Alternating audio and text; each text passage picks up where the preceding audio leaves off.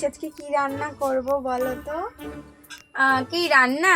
আচ্ছা, তুমি একটা কাজ করো, তুমি মাছের মাথা দিয়ে মুগ ডালটা করে ফেলো, ফ্রিজে মাছ রাখা আছে, আর কচুর লতিটা করে ফেলো।